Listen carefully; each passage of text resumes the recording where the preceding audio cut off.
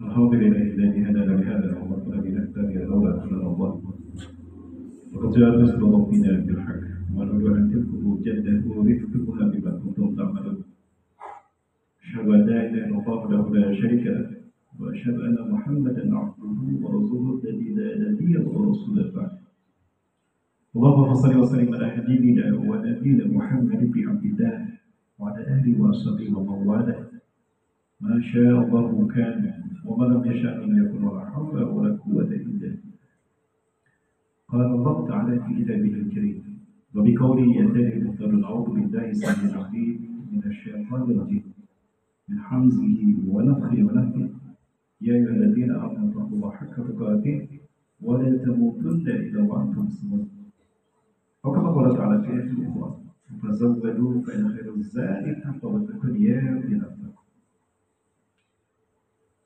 ووجد في الناس الذي يتعلق بهذه الآية أنه قيل أو هذا قال من عبد الله بن مسعود له أن موقوفا عند الحاكم ومرفوعا عند ابن حاتم اتقوا حق تقاته فيطاع فلا يعصى وأن يذكر فلا يحصى وأن يشكر فلا يذكر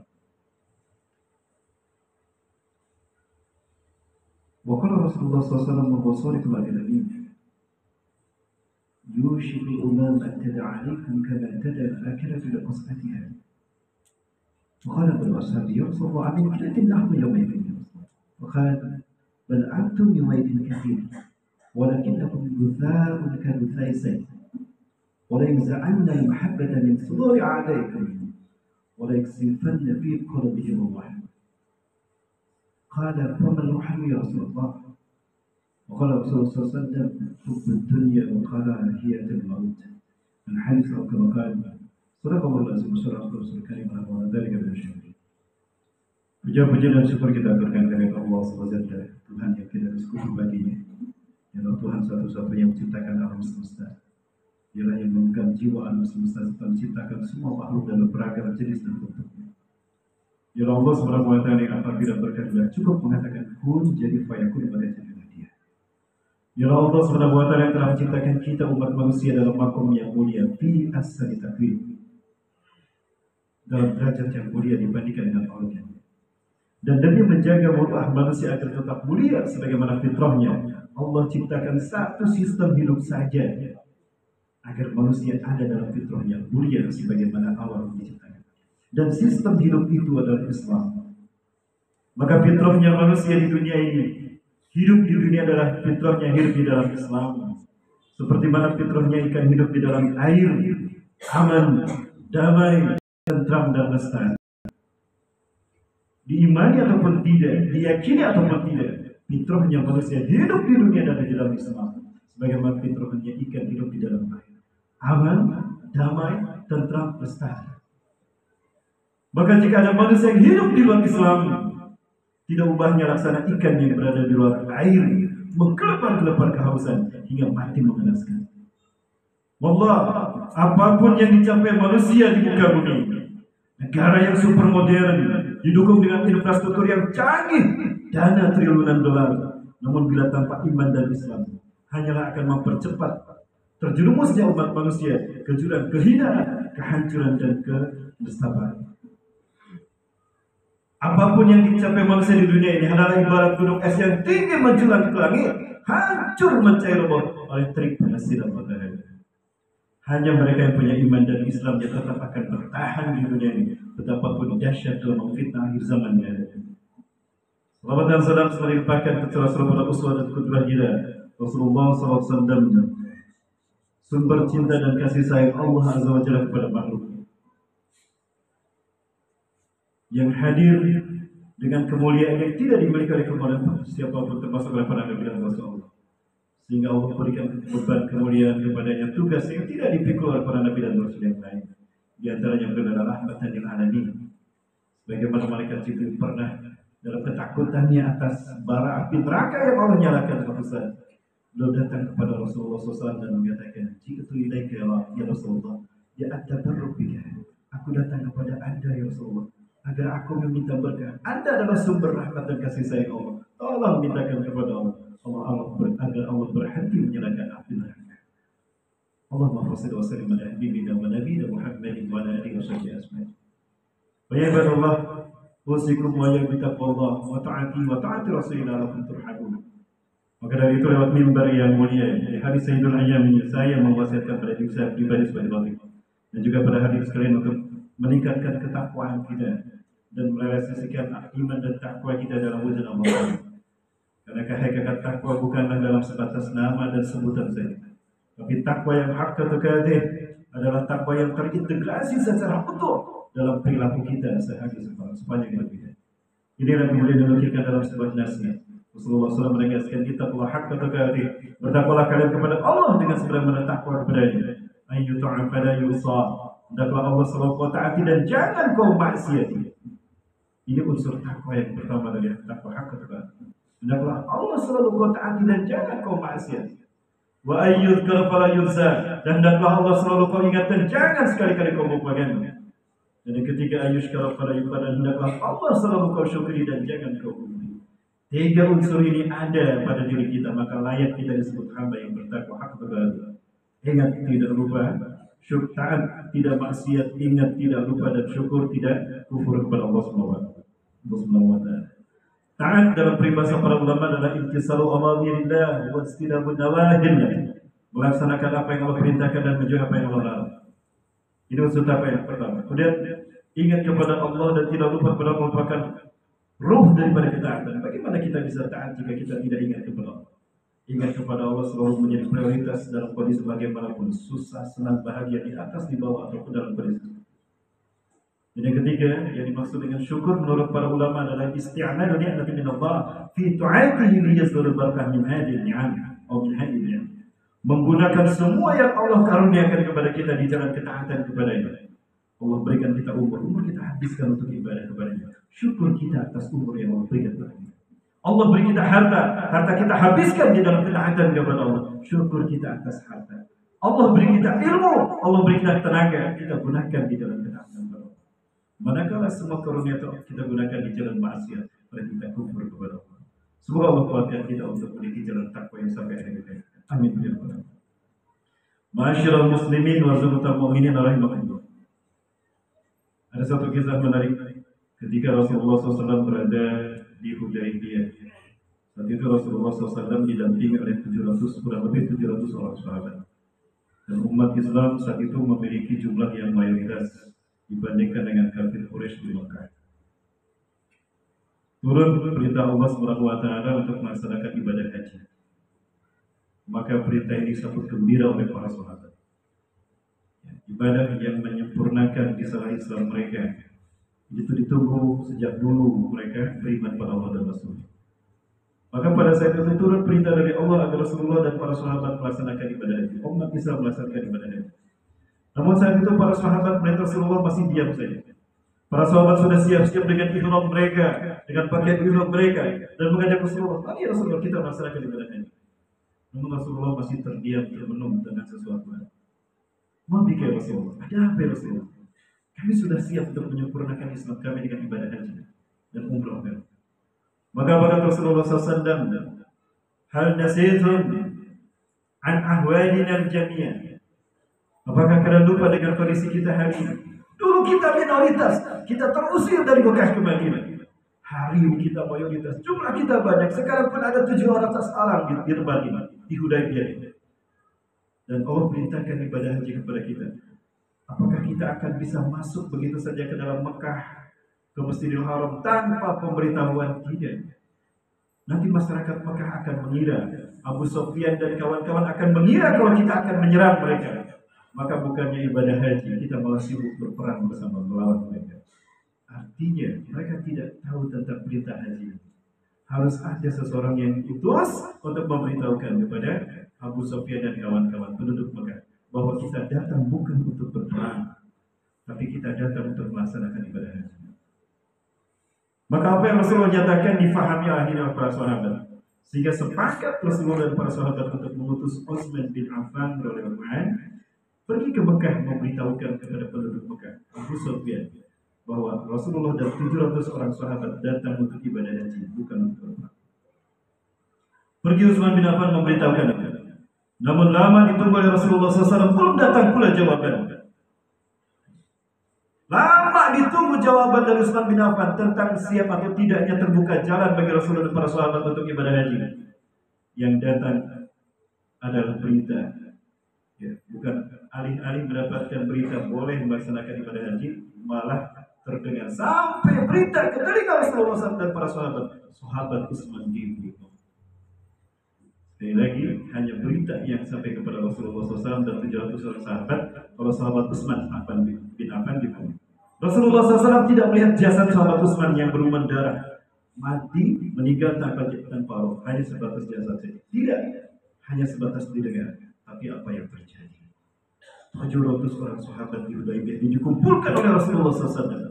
Rasulullah mengambil sumpah setia mereka untuk berjihad memerangi pembunuh Utsman bin Affan. Sekali lagi, hanya terdengar. Rasulullah SAW tidak melihat jasad Utsman bin Affan yang sudah benar-benar meninggal dunia, belum darah dan terlihat luka. Tidak, hanya sebatas terdengar dan hanya seorang Utsman bin Affan. Maka mobilisasi jihad ditegakkan oleh Rasulullah SAW demi menunjukkan bahwa nilai nyawa seorang mukmin, nyawa seorang muslim di muka bumi lebih mahal daripada dunia dan seisinya. Allahu Akbar. Begini Rasulullah menilai dan menghargai nyawa seorang muslim atau mukmin. Maka diambil sumpah setia, berbaiat kepada Rasulullah SAW, siap memerangi penduduk Mekah yang terlibat dalam pembunuhan Utsman bin Affan. Berita ini sampai ke telinga Abu Sufyan dan penduduk Mekah. Takut mereka apabila Rasulullah murka gara-gara berita ini. Maka buru-buru Abu Sufyan memulangkan Utsman bin Affan agar tidak terjadi penyerangan itu. Kendati demikian, Allah ridha kepada apa yang dilakukan Rasulullah dan para sahabat, sehingga Allah menurunkan ayatnya dalam surat Al-Fat. A'udzubillahi minasyaitonirrajim. Laqad radiyallahu 'anil mu'minina idh yubay'unaka tahta asy-syajarah. Al-ayat. Sungguh Allah telah ridha Muhammad kepada engkau dan orang-orang beriman ketika mereka berbaiat di bawah pohon itu untuk menegakkan jihad, membela seorang Utsman, membela nyawa seorang Utsman bin Affan. Peristiwa ini dikenal dengan baiat ridwan, dan itu tidak terjadi di perang jihad. Kenapa? Karena ternyata Utsman bin Affan baru datang dalam keadaan segar bugar, tidak terlihat bahwa beliau dilukai dan dizalimi. Bayangkan, baru status terdengar saja jihad sudah dilakukan mobilisasi. Dan saat itu Rasulullah menegaskan, arti nyawa seorang muslim, nilai mahalnya nyawa seorang mukmin dibandingkan dunia dan segala isinya. Qatlul mu'mini a'zamu indallah min zawalid dunya. Membunuh seorang mukmin lebih berat dosanya di hadapan Allah ketimbang membinasakan dunia dan segala isinya. 20 kali lipat dunia dan segala isinya tidak bernilai dibandingkan dengan satu butir iman di dalam diri seorang mukmin. Itu kata Rasulullah. Bahkan Rasul kembali menegaskan, bahwa islamat ahlus samawati wal ardi liyaqtulul muslima lakabbahumullahu wujuhahum finnari jahannam jami'an. Andai semua penduduk langit dan bumi berkumpul untuk membunuh seorang muslim saja, niscaya Allah akan menelukupkan mereka ke dalam neraka jahannam. Allahu Akbar. Begini Rasulullah menghargai nyawa seorang muslim. Tapi apa yang terjadi hari ini? Sudah 9 bulan Gaza dibantai. Apa dibantai? Kita melihat bagaimana mereka dibantai. Kita melihat bagaimana hancurnya tubuh mereka, hancurnya infrastruktur dan perumahan Rafah dan Gaza. Darah-darah mereka terlihat, cerita mereka terdengar oleh kita setiap hari, setiap saat. Bahkan saat itu masih terjadi. Tapi kemana 2 miliar umat Islam di muka? Kemana 360 juta Muslim Arab? Apakah mereka tidak melihat? Mustahil. Demi Allah, apa yang terjadi di Gaza hari ini membuktikan betapa buruknya perpecahan di dalam tubuh umat Islam.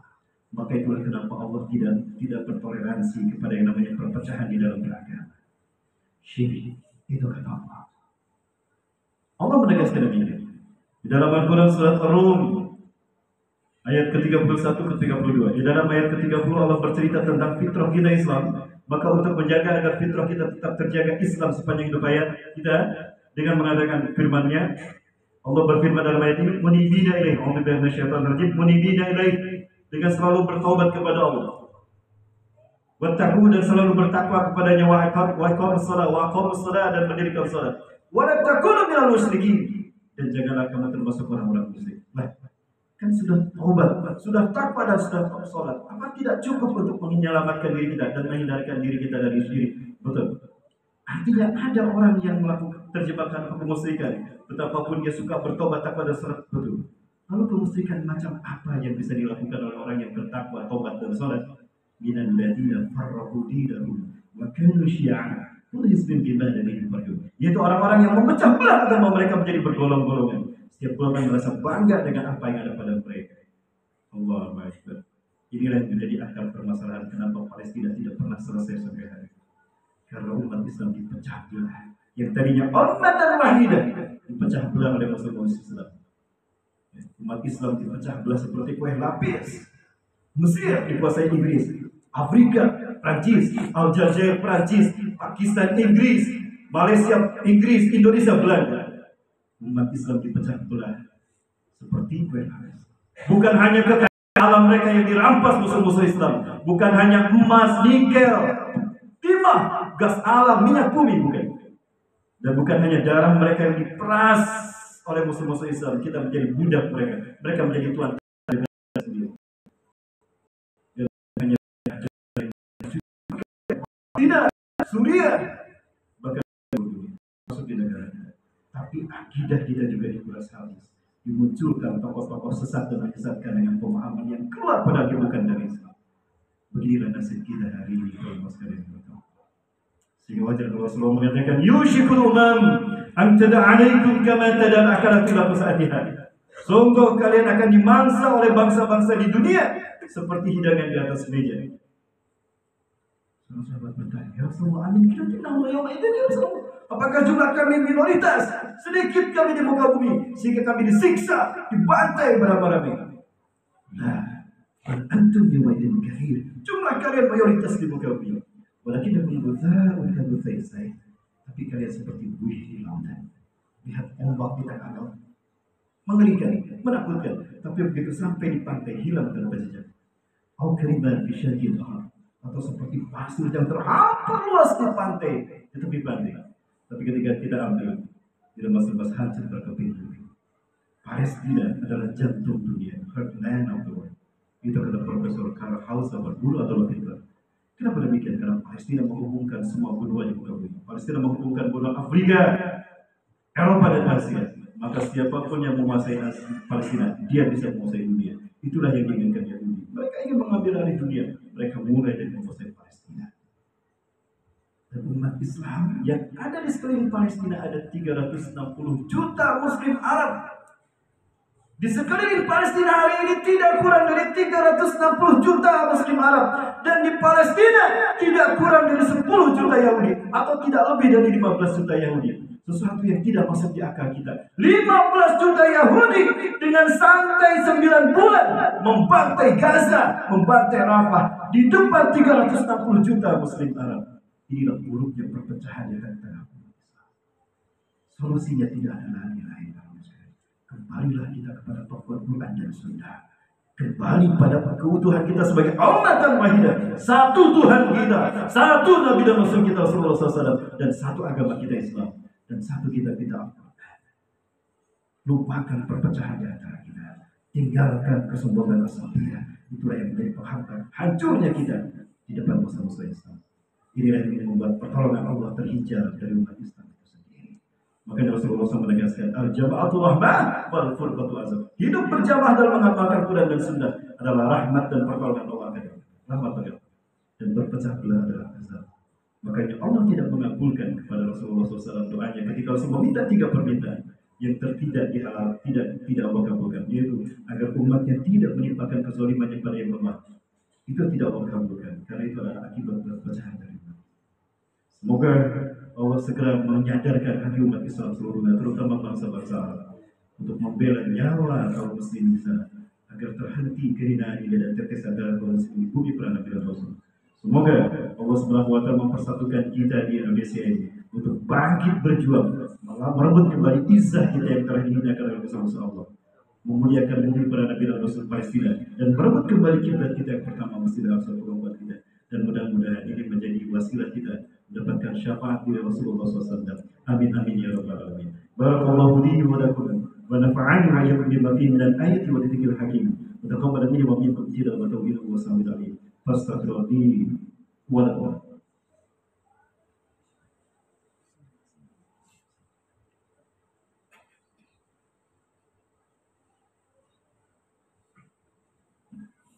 Alhamdulillahirabbil alamin. وبه نستعين على امور الدنيا والدين والصلاة والسلام على محمد خاتم الأنبياء والمرسلين وعلى آله وأصحابه أجمعين ومن اتبعهم بإحسان إلى يوم الدين. ما شاء الله كان وما لم يشاء لم يكن ولا حول ولا قوة إلا بالله العلي العظيم. قال الله تعالى في كتابه الكريم وبقوله يهتدي المهتدون. أعوذ بالله السميع العليم من الشيطان الرجيم من حمزه ونفخه ونفخه. يا أيها الذين آمنوا اتقوا الله حق تقاته ولا تموتن إلا وأنتم مسلمون. أو كما قال تعالى في آية أخرى وتزودوا فإن خير الزاد التقوى واتقون يا أولي الألباب. أو كما قال تعالى في آية أخرى يا أيها الذين آمنوا اتقوا الله ولتنظر نفس ما قدمت لغد واتقوا الله إن الله خبير بما تعملون. أو كما قال تعالى في آية أخرى واعتصموا بحبل الله جميعا ولا تفرقوا الآية. أو كما قال رسول الله صلى الله عليه وسلم يعقب هؤلاء الآيات في حديث الصحيح أوصيكم بتقوى الله وأوصيكم بجماعة المسلمين. أو كما قال تعالى في آية أخرى إن الله وملائكته يصلون على النبي يا أيها الذين آمنوا صلوا عليه وسلموا تسليما. اللهم صل وسلم على حبيبنا ونبينا محمد وعلى آله وصحبه أجمعين ومن اتبعهم بإحسان إلى يوم الدين. آمين. الحمدلله رب العالمين حمدا شاكرا حمدا ناعما حمدا يوافي نعمه ويكفي مزيدا. يا ربنا لك الحمد كما ينبغي لجلال وجهك الكريم وعظيم سلطانك. اللهم صل وسلم على حبيبنا ونبينا محمد طب القلوب ودوائها وعافية الأبدان وشفائها ونور الأبصار وضيائها وصل على آله وصحبه أجمعين. اللهم أنت ربنا لا إله إلا أنت خلقتنا ونحن عبادك ونحن على أهلك ووعدك ما استطعنا نعوذ بك من شر ما صنعنا نقول لك بنعمتك علينا ونقول بذنوبنا فاغفر لنا فإنه لا يغفر الذنوب إلا أنت. اللهم اهدنا ووفقنا إلى الحق وإلى صراطك المستقيم بجلالك الكريم يا أكرم الأكرمين ويا أرحم الراحمين. اللهم اعكس قلوب العلماء والزعماء والمسلمين من نومهم خاصة في بلدنا هذا إندونيسيا وكل جزيرة العرب يا أرحم الراحمين. اللهم اعكس قلوب العلماء والزعماء والمسلمين من نومهم ومن غفلتهم العميق واهدهم سبيل الرشاد. اللهم أعز الإسلام والمسلمين واهدنا الشرك والمشركين وانصر عبادك الموحدين ودمر أعداءك أعداء الدين وقنا والمسلمين من شر مصائب الدنيا والدين. اللهم أنقذ المستضعفين من المسلمين المظلومين في غزة فلسطين. اللهم أنقذ المستضعفين من المسلمين المظلومين في رفح فلسطين. اللهم حرر بلاد فلسطين. اللهم أعد الأقصى إلى رحاب المسلمين. اللهم اشدد وتعتك على الكفار اليهود. اللهم اشدد وتعتك على الكفار اليهود الصحيين ويزبهم الذين يقاتلوننا ويقاتلون المسلمين ويحاربون ديننا ويحاربون دين المسلمين. اللهم شتت شملهم وفرق جمعهم واجعلنا في نفورهم. ربنا تقبل منا إنك أنت السميع العليم وتب علينا إنك أنت التواب الرحيم. ربنا آتنا في الدنيا حسنة وفي الآخرة حسنة وقنا عذاب النار. سبحان ربك رب العزة عما يصفون وسلام على المرسلين والحمد لله رب العالمين. عباد الله إن الله يأمر بالعدل والإحسان وإيتاء ذي القربى وينهى عن الفحشاء والمنكر والبغي يعظكم لعلكم تذكرون ولذكر الله أكبر واستغفر الله أقيم الصلاة.